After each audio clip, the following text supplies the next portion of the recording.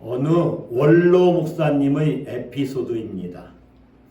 그는 40여 년 전에 총각 전도사 시절인데 이제 결혼 승낙을 받기 위해서 장인 어른을 찾았습니다. 장인은 그때 목사님이셨는데 한센병, 나병이지요. 쉬운 말로 문둥병. 이 한센병 환자들만을 대상으로 목회를 하고 있었습니다. 그러니까 한센병 환자들만 모이는 교회에 담임을 하시는 거죠. 이 장인은 결혼 승낙 조건으로 결혼식을 자기 교회에서 하라고 했습니다. 결국 신랑 신부는 어느 수요일 저녁에 기도의 광고 시간에 조촐하게 결혼식을 했습니다. 하객은 대부분 누구였을까요? 한센병 환자들입니다. 여러분, 장인의 마음이 무엇이었을까요? 장인 목사님의 마음이 무엇이었을까요? 왜 자기 딸의 결혼식을 많은 하객들을 초청해서 축하받는 그런 자리로 채운 것이 아니라 한센병 환자들이 보이는 본인 담임하고 있는 목회하고 있는 그 교회에서 하객들이라고는 그야말로 가족들하고 그리고 나머지는 다 한센병 환자들입니다. 그 한센병 환자인 성도들 밖에 없는데 왜 그곳에서 결혼식을 하도록 했을까요? 제가 이렇게 질문하고 보니까 이런 단어가 생각나더라고요. 이거 너무한 거 아니야?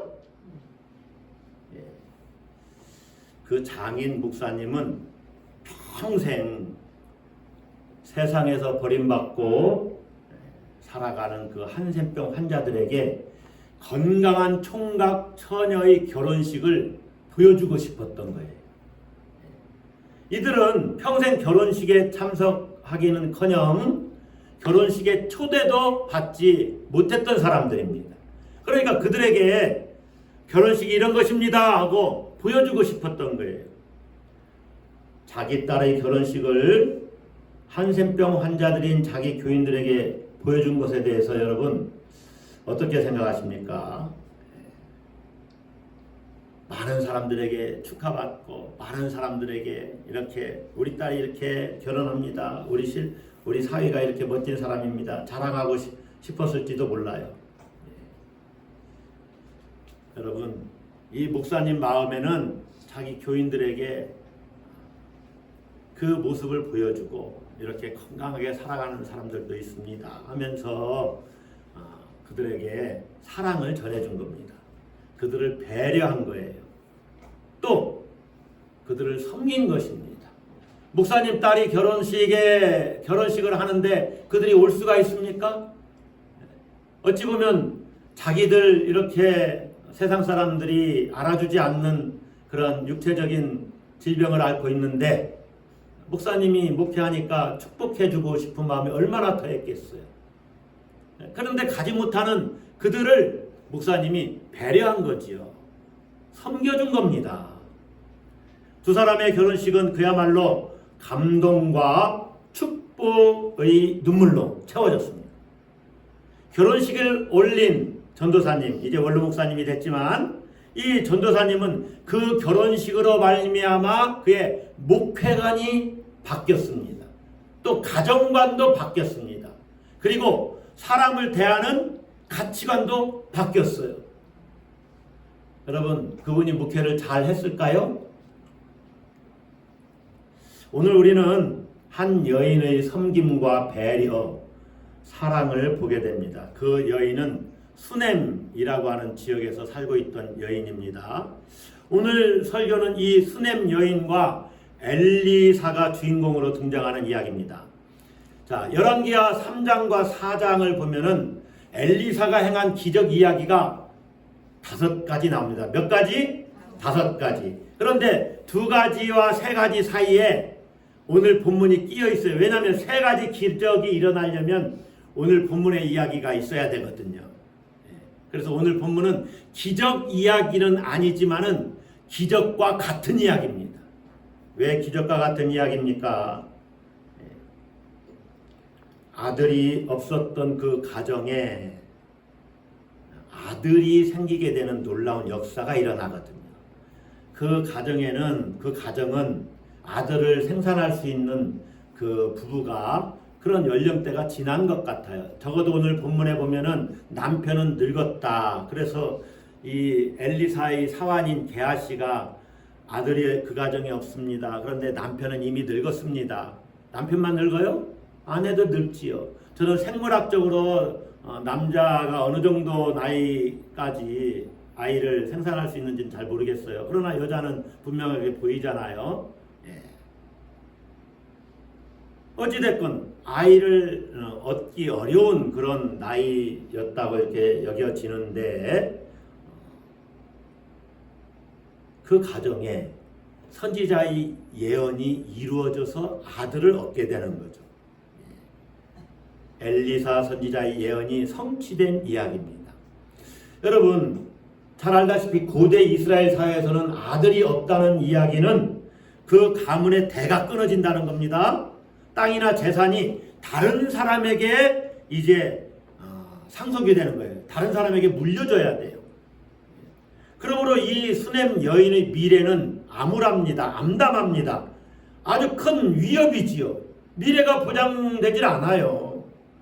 남편이 일찍 돌아가시는 경우 그 여인을 돌볼 가족이 없습니다. 그러니까 누구에게도 도움과 보호를 받지를 못해요. 재산도 다른 사람에게 상속이 돼야 되는 거예요. 그러니까 오랜 세월 과부로 생활해야 할 수도 있습니다. 이미 이 수넴 여인은 아들 낳기를 포기한 상태입니다. 그런 상황에서 엘리야 선지자가 어떻게 예언을 합니까? 16절에 보시면 한 해가 지나 이때쯤에 내가 아들을 안으리라. 아들은 금방 안게 되는 건 아니죠. 적어도 10개월 이상은 있어야 되지 않습니까? 한 해가 지나면 너가 아들을 안게 될 것이다. 수넴 여인이 엘리사 선지자의 말을 믿었습니까? 못 믿었습니다. 안 믿었습니다. 자신을 속이는 것으로 여겼는데도 누구의 말대로 되었느냐? 엘리사의 말대로 됐어요. 17절 한번 봅시다. 여인이 과연 잉태하여 한 해가 지나 이때쯤에 엘리사가 여인에게 말한 대로 무엇을 낳았더라? 아들을 낳았더라.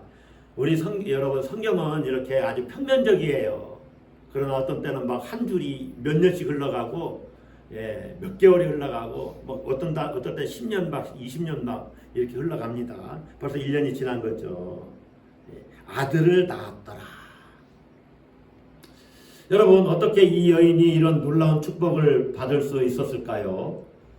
수넴 여인이 이런 놀라운 복을 받을 수 있었던 계기가 무엇이었을까요? 복을 받게 한 그 동인이 뭐냐? 그 말이에요. 따라서 합시다. 선지자의 필요를 채웠다. 선지자의 필요를 채운 겁니다. 선지자를요 예수님으로 딱 바꾸면 아주 정확해요. 이 성경을 쭉 읽다 보면 이 여인이 선지자를 어떻게 고백하냐면 내 주 하나님의 사람이여 이렇게 고백해요. 이 사람은 하나님의 거룩한 사람인 줄을 내가 아노니 9절은 그랬죠. 16절에서는 내 주 하나님의 사람이여 하나님을 경외하는 마음으로 선지자를 공개했고 그의 필요를 채운 것입니다. 여러분 8절을 보면은요 이 수넴 여인을 한 귀한 여인이라고 이렇게 소개를 합니다. 거기에 한 귀한 여인이 그를 간권하여 음식을 먹게 했다. 귀한 여인이라는 말은요 원래 위대한 여인 그런 뜻이에요. 명성이나 재산, 부, 명예, 권력 등에서 다른 사람의 존경을 받는 사람을 일컫는 것입니다. 그러니까 이 여인은 적어도 재력이 있어요. 본문에 보면 방을 하나 지어줄 정도로 재력이 있는 겁니다. 가끔 들르는 선지자를 위해서. 수넴 지역은 이사갈 지파의 땅인데 이스라엘이 저 북쪽에 있었고 갈멜산에서 멀지 않은 곳입니다. 그러니까 갈멜산에서 엘리사 선지자가 남쪽으로 내려갈 때 거치는 동네예요. 어찌 보면. 그런데 그곳을 지날 때마다 이 수넴 여인이 엘리사에게 식사를 제공하고 쉴 수 있는 그러한 방을 제공한 거예요. 본문에 보면은 간건했다 그러죠. 지나가 식사하고 가세요. 아유 선지자님 식사하고 가세요. 그리고 피곤하시면 쉬고 가세요. 적극적으로 강하게 권유한 것입니다. 그래서 엘리사는 수넴을 지날 때마다 이 여성의 집에서 식사를 했습니다. 하루 이틀도 아니고 한두 번도 아니고 엘리사가 그곳을 지날 때마다 음식을 먹으러 그리로 돌아갔더라. 여러분 눈치 주면은요 한두 번 갔다가도 그 다음부터는 안 갑니다. 선지자가 그런 거 모르겠어요? 그런데 전혀 이 여인은 사심이 없어요. 선지자를 순수한 마음으로 섬기는 것입니다. 무엇 보상을 바라지도 않았어요. 이 여성이 엘리사를 이렇게 도운 것은 음식을 제공한 이유는 아까도 말씀드렸지만 9절에 나와요. 이 사람은 하나님의 거룩한 사람인 줄을 내가 안다. 참 선지자인 것을 아는 거예요. 엘리사는 참 선지자다. 그래서 선지자를 보내신 하나님에 대한 경외심을 가지고 그를 돌본 것이죠. 바로 선지자를 알아볼 수 있는 하나님의 거룩한 사람이라는 것을 알아볼 수 있는 영적인 안목이 있었다는 거예요. 그래서 자신의 넉넉함을 통해서 하나님 나라를 섬기는 것입니다. 그런 열정적인 헌신이 그 여인에게 있었어요. 뭐가 있었어요? 열정적인 헌신. 여러분들은 하나님 나라를 위해서 열정적인 헌신이 있습니까? 뭐 좀 해야 될 일이 있으면 귀찮아서 몸을 비틀고 여러분 교회의 필요를 채우는 것 하나님 나라를 위한 겁니다. 여러분이 드리는 헌금 하나님이 쓰시지 않습니다. 하나님 나라를 확장하는 데 쓰시죠. 하나님은 돈이 필요 없으세요. 그분은 만물의 주인이세요. 아멘. 교회를 운영하는 데 필요한 거예요. 이 여인은 없는 것에 애타하지 않았습니다. 자식은 모르겠어요. 딸은 있는지. 그러나 적어도 아들은 없습니다. 여성에게 재물이 물려지는 그 제도가 있긴 합니다만은 아들이 없다는 것은 이 여인에게 어찌 보면 미래가 없다는 거예요. 딸은 시집 가면은 그쪽으로 재산이 다 가는 거거든요.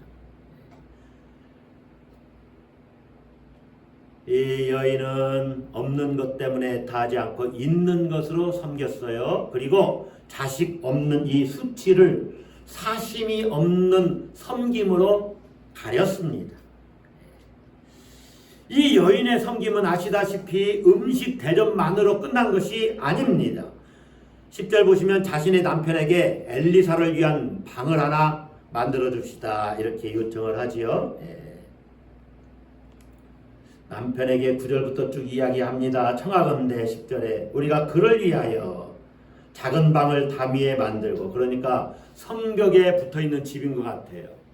라합의 집처럼 그 성벽 위에 그 담 위에 집을 작은 방을 하나 만들어 드립시다 하는 거죠. 그리고 거기에 침상과 책상과 의자와 촛대를 놔둡시다.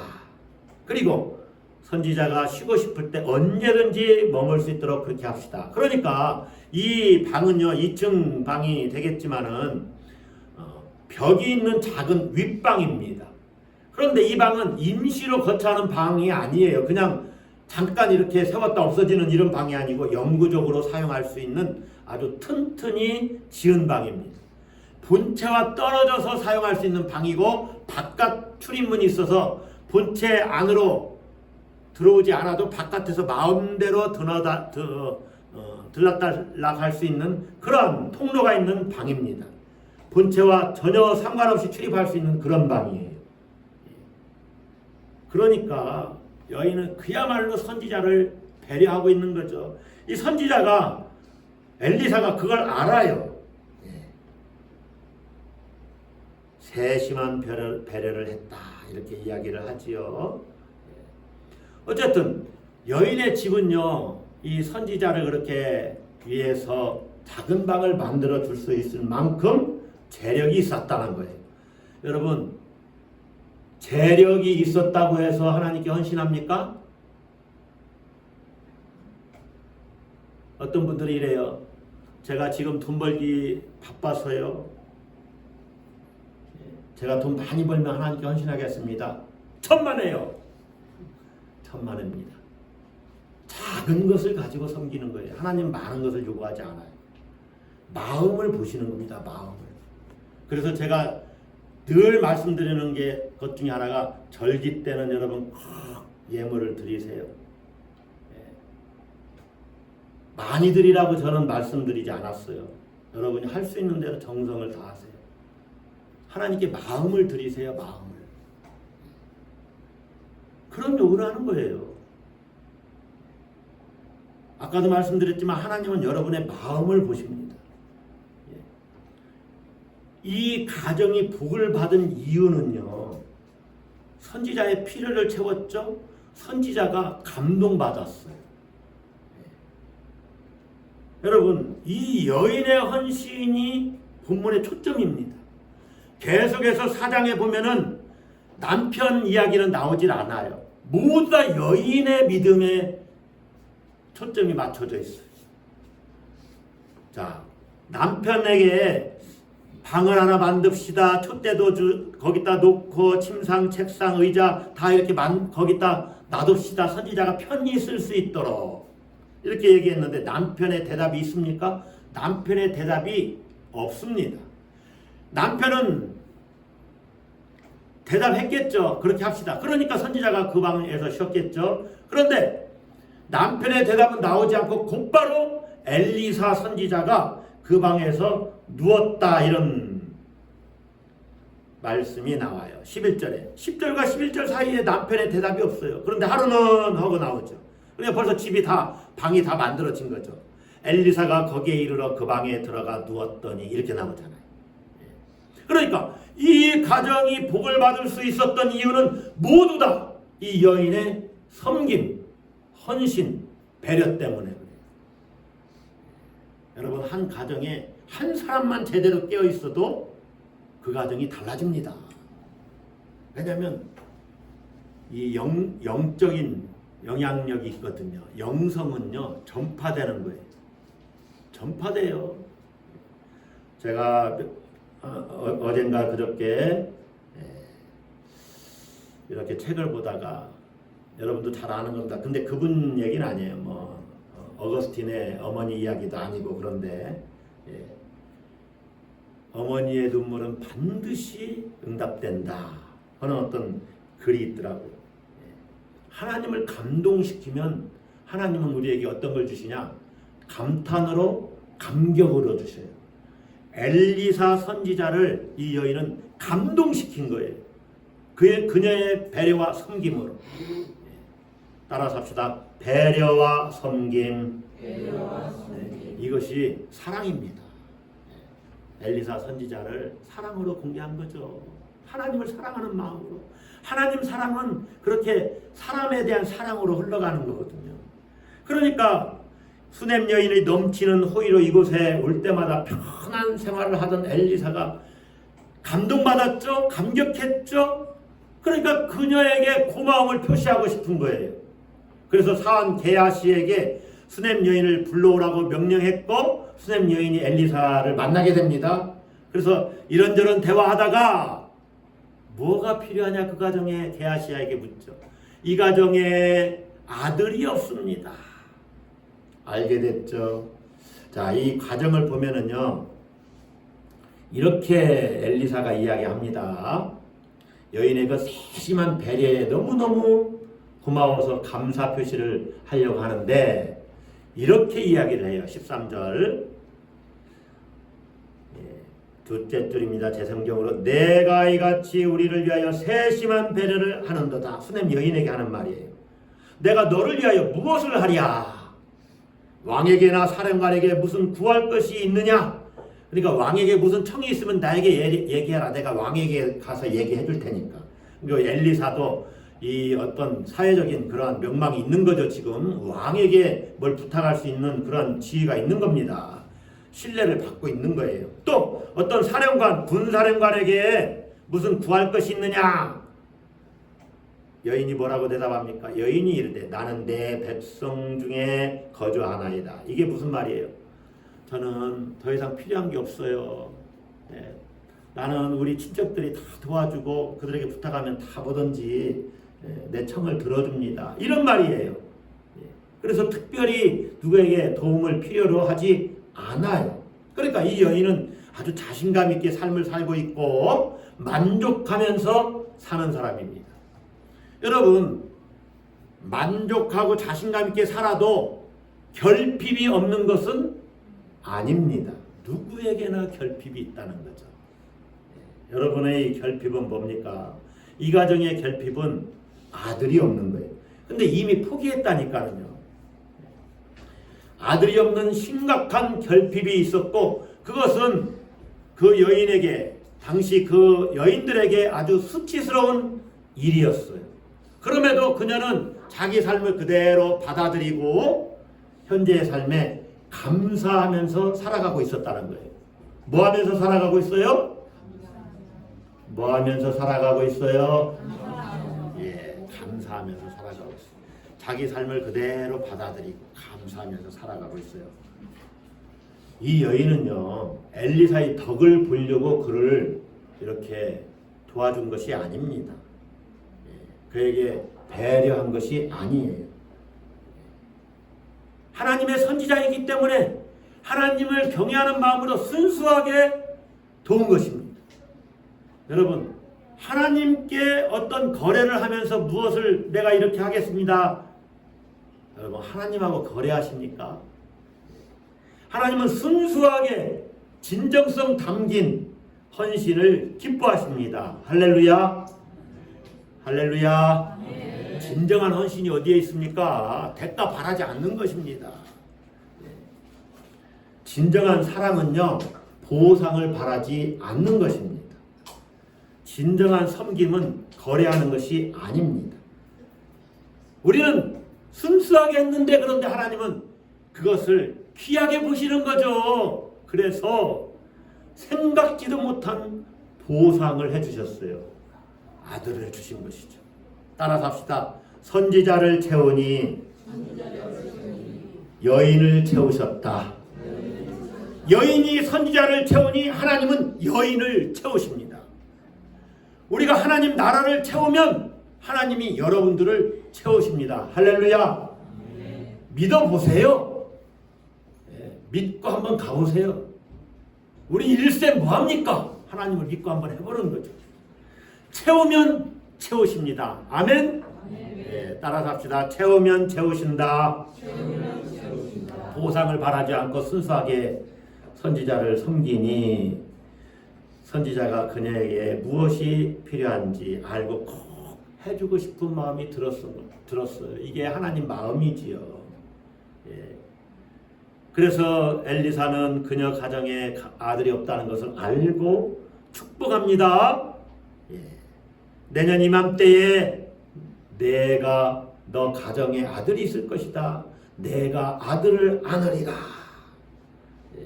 한 해가 지나 이때쯤에 내가 아들을 안으리라. 여러분이 알고 계시듯이 이 여인은 그 말을 믿지를 못했어요.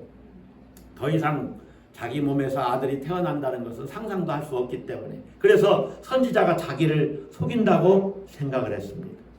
여러분, 만약에 선지자가 말해서 하나님이 역사하시면 자기도 아들을 낳을 수 있다고 믿었다고 합시다. 그러면 선지자에게 요청을 했겠죠. 선지자님, 제가 몸은 비록 늙었지만은 하나님은 능력이 있으시잖아요. 그러니까 하나님 저에게 아들을 주실 수 있으실까요? 하나님께서? 하나님은 가능하신데 선지자님 저를 위해서 좀 기도 좀 해주세요. 이렇게 분명히 요청을 했을 거예요. 왜냐하면 그것이 그녀의 미래니까. 그런데 이 여인은 그런 믿음이 없었던 것이죠. 하나님을 경외함에도 불구하고 하나님의 그 무한하신 능력을 알지 못했던 것입니다. 여러분, 우리가 때로 간구하지 않아도 우리의 필요를 하나님께 아뢰지 않고 이건 정말로 힘들겠다라고 여겨도 하나님 우리의 작은 헌신을 보시고 하나님이 채워주실 수 있으십니다. 아멘. 하나님이 하시는 일이잖아요. 당시 이 가나안 땅에서의 그 바알, 아세라 그런 우상들이 하는 일이 아니라는 것입니다. 하나님이 하시면 어떻게 돼요? 그냥 됩니다. 아멘. 하나님이 하시면 됩니다. 아들을 낳았더라. 여러분, 엘리사 선지자가 그렇게 너가 내년 이맘때 아들을 안을 거야 이렇게 말을 했지만은 여기에는 하나님 말씀이 없습니다. 하나님이 그렇게 말씀하라고 한 내용이 없어요. 4장 전체는요 하나님이 어떻게 말씀하셨다 이런 내용이 없습니다. 다 엘리사가 이야기하는 것이에요. 그런데 하나님 말씀하지 않았는데 엘리사가 이렇게 함부로 말했겠습니까? 하나님이 직접 말씀하시거나 행하신다는 언급이 없어도 엘리사의 말대로 이루어졌다는 것은 하나님이 이미 엘리사를 통해서 말씀하게 하신 것입니다. 왜냐하면 하나님께서 허락하지 않으시면 어떤 능력도 권능도 힘도 선지자가 발휘할 수가 없습니다. 누가 하시는 일이기 때문에? 하나님이 하시는 일이기 때문에. 믿습니까? 그러니까 하나님의 은혜로 아들을 얻은 거예요. 누구의 은혜로? 하나님의 은혜로. 우리 하나님은요 채우시는 분이십니다. 내 필요를 채우셔요. 여러분 정말로 하나님 앞에 하나님 필요합니다. 이게 필요합니다. 하나님 나라를 위해서도 이게 필요하지 않습니까? 능력을 주세요. 지혜를 주세요. 재물을 주세요. 그러면 하나님이 나를 나보다도 더 잘하시고 또 내게 필요한 것을 더 잘하시기 때문에 내가 기대하지 않은 것까지도 채워주세요. 넘치게 채워주십니다. 아끼지 않고. 하나님은 결코 하나님께 충성한 자를 잊지 않으십니다. 할렐루야. 미래가 없고 또 희망이 없었던 이 여인을 향한 하나님의 계획은 절망이 아니었습니다. 결핍이 아닙니다. 풍성한 은혜를 주시길 원했어요. 그러니까 엘리사 선지자를 만나게 한 거죠. 여러분, 하나님이 우리를 향한 생각은 평안이에요, 재앙이에요? 평안입니다. 너희를 향한 나의 생각을 내가 하나니 평안이요 재앙이 아니니라. 너희에게 미래와 희망을 주는 것입니다. 할렐루야. 따라서 합시다. 미래와 희망을 주는 것이다. 그걸 붙잡으세요. 여러분의 믿음의 크기로 될 줄로 믿습니다. 저도 많은 것들을 꿈꾸는데 이루어 주실 줄 믿고 이제 기도합니다. 이루어 주실 줄로 믿어요. 여러분도 같이 동역합시다. 제가 몇 개월 고민해보고 말씀드릴 거예요. 여러분과 같이 몽골 가서 선교하는 것이 그런 생각을 계속 주시고 어느 목사님이 같이 합시다 하고 계속 저를 끌어당기고 있어요. 몇 년 만에 연락이 왔는데 모르겠어요. 하나님이 하라고 하면 되니까. 너희를 향한 나의 생각을 내가 안 하니 평안이요 재앙이 아니니라. 너희에게 미래와 희망을 주는 것이다. 희망입니다. 미래가 있습니다. 여러분, 한 가정에 남들 보기에는 부족한 것이 없어 보이는데도 진정 그들에게 부족한 결핍이 있었습니다. 우리 모두에게도 어떤 결핍이 있어요. 육체적으로 연약하지요. 또 경제적으로 참으로 어렵고 힘들지요. 저도 가끔 이런 고민을 하는 게 있습니다. 하나님, 저 은퇴하면 어디서 살아야 돼요? 저 집도 없어요. 계속 몇 달 동안 그 고민을 막 계속하게 제가 걱정이 되는 거죠. 목회자가 믿음이 없어가지고. 그런데 하나님이 계속 그거 내려놔라. 너의 미래가 돈에 달렸냐? 제가 돈이 한 10억 정도 있으면 뭐 걱정하겠어요. 서울의 평균 아파트 값이 7억에서 8억이라고 하는데 뭐 내일 당장이라도 하나 앉아 목회하는 동안에 사면 안 되겠네요. 걱정이 없겠죠. 내려놓으라고 말씀하시는 거죠. 돈을 섬길 것이냐? 하나님을 섬길 것이냐? 지금 돈은요, 옛날로 말하면 이스라엘 시대로 말하면 합쳐졌어요. 바알과 아세라가 합쳐져서 바세라가 나와버리네. 바알과 아세라와 똑같습니다. 그것이 복의 근원이라고 믿는 거죠. 여러분, 하나님이 책임지심을 믿으십시오. 아멘? 예. 선지자 가정에 미래가 수냄 여인 가정에 미래가 없었습니다. 희망이 없었어요. 하나님을 경외하지만 미래가 없었어요. 그런데 선지자를 선대하니 하나님께서 그 가정을 선대하셨어요. 채워지지 않는 갈증에 정말로 폭포수 같은 은혜를 주신 것입니다. 모두 다 하나님께서 채우셨어요. 하나님께서 그녀의 섬김과 헌신을 보신 것입니다. 선지자를 채우니 선지자는 여인을 채웠고 하나님 나라를 채우니 하나님께서는 그 여인의 가정을 채우신 것입니다.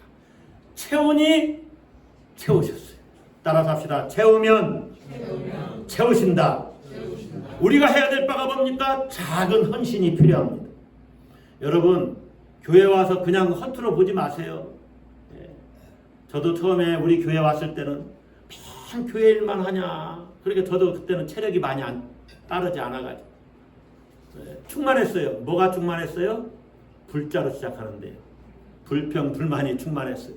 그런데 요즘에는 이렇게 할 수 있는 것도 은혜다. 제가 바뀌었죠? 아멘도 안 하시네. 정말로 감사하게 교회 일을 합니다. 그리고 여러분들이 같이 해주기를 간절히 기다리고 있어요. 그래서 저는 웬만하면 제가 잘 안 하려고 그래요. 왜냐하면 같이 하고 싶어서. 또 같이 해야 되니까. 그것이 여러분이 복받는 비결이거든요. 하나님께 마음을 들여보세요. 작은 배려와 헌신이 하나님을 감동시키는 거예요. 하나님이 감동하시면 그냥 하나님의 창고가 술술 열리는 겁니다. 우리 그러지 않습니까? 하늘 문을 여셔서 복을 주세요. 이 땅에 어떤 재물의 복 얘기하는 건 아닙니다. 그것도 물론 포함이 되지만 내가 하나님을 감동시키는 것 자체가 복이에요. 얼마나 기쁨이 넘칩니까? 그래서 여러분들이 빗자루 잡고 또 여러분들이 봉사하고 하라는 거예요. 작은 섬김이 선지자를 감동했던 거예요. 여러분, 하나님은 우리의 작은 헌신, 배려에, 사랑에 놀랍게 보응하십니다. 이 여인은 뭐 믿음의 거장은 아니었지만은 작은 헌신과 섬김을 하나님이 보시고 그 가정에 은혜를 베푸신 거예요. 희망 없는 집의 텅 빈 미래를 아들로 채우셨어요. 아들만 채워졌습니까? 웃음이 채워진 거죠. 어린아이의 웃음소리가 그 가정에 가득 찼어요. 얼마나 행복했을까요? 하나님이 하신 것입니다. 오늘 우리의 삶을 진정으로 누가 충만케 하실 수 있습니까? 여러분이 하나님 나라를 채우면 하나님도 여러분을 채우십니다. 믿으세요. 내가 채우면 하나님도 채우신다. 따라서 한번 하겠습니다. 채우면 채우신다. 그러면 여러분은 어떻게 하시겠습니까? 아멘. 채워야 됩니다. 다 같이 기도하겠습니다.